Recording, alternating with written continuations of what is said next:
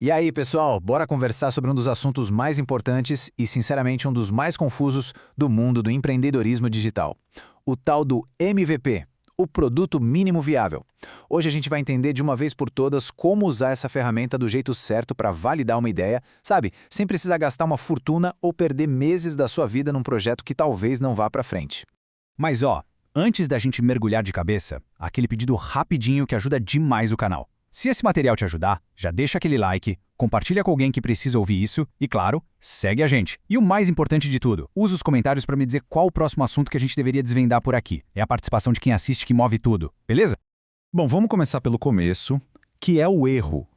Existe um erro muito, mas muito comum que eu vejo a maioria dos empreendedores cometendo na hora de lançar um produto novo. E o mais curioso é que esse erro acontece em dois extremos que parecem completamente diferentes um do outro. De um lado, a gente tem o perfeccionista. Sabe como é? Aquela pessoa que fica meses, às vezes até anos, trabalhando em segredo, pulindo cada detalhe do produto dos sonhos, para no fim descobrir que ninguém estava sonhando com aquilo. Do outro lado, a gente tem o apressado. O cara que lança qualquer coisa de qualquer jeito só para poder dizer, tô no ar. E o mais irônico disso tudo é que os dois caminhos dão no mesmo lugar. Um monte de tempo e dinheiro jogados no lixo e uma validação que, na verdade, não validou nada. Então, para a gente conseguir fugir dessas duas armadilhas, a gente precisa entender o que um MVP de verdade significa. Vamos deixar os mitos de lado e focar no que realmente importa. E pode acreditar, essa simples mudança de visão pode salvar um negócio inteiro.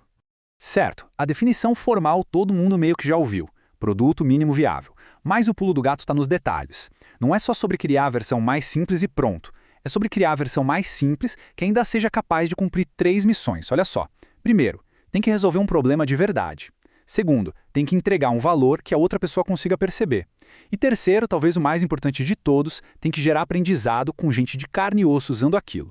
E aqui está o ponto que, para mim, muda o jogo completamente. A palavra mais importante dessa sigla, MVP, não é mínimo. A ideia não é fazer algo mal feito, barato ou de qualquer jeito. A palavra que importa, a que faz toda a diferença, é viável. E o que isso quer dizer? Quer dizer que o negócio precisa funcionar, precisa ser útil, precisa ter um mínimo de qualidade para que o teste faça algum sentido, entende?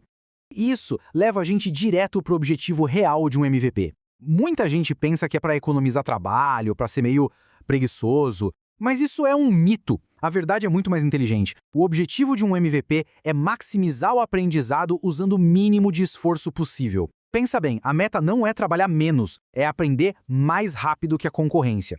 No fim das contas, a gente pode resumir assim. O MVP é uma ferramenta de validação, não de perfeição. Ele existe para responder uma única pergunta, a pergunta de $1 milhão. Antes de você gastar rios de dinheiro, tem alguém nesse mundo disposto a usar? Ou melhor ainda, a pagar por essa minha ideia?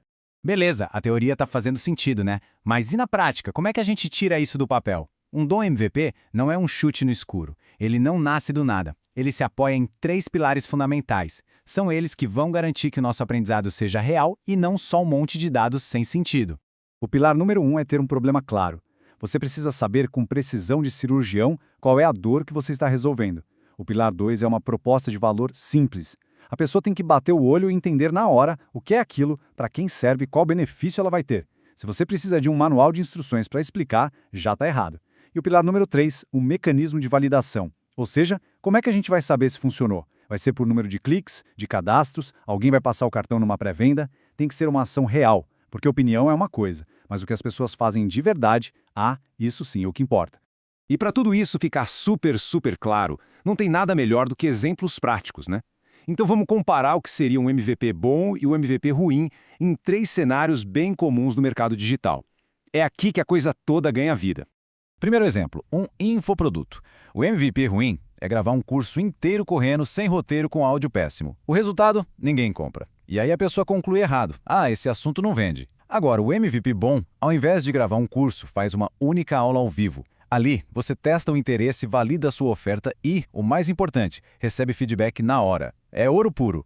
Segundo cenário, um software, um aplicativo. O MVP ruim é aquele sistema que promete 10 funções, mas nenhuma funciona direito, é cheio de bug, trava o tempo todo, a pessoa usa uma vez e fica frustrada, nunca mais volta. Já o MVP bom, o inteligente, foca em fazer uma única coisa, mas fazer essa coisa muito bem. E não tem problema nenhum se por trás das câmeras a sua equipe está fazendo uma parte do processo na mão.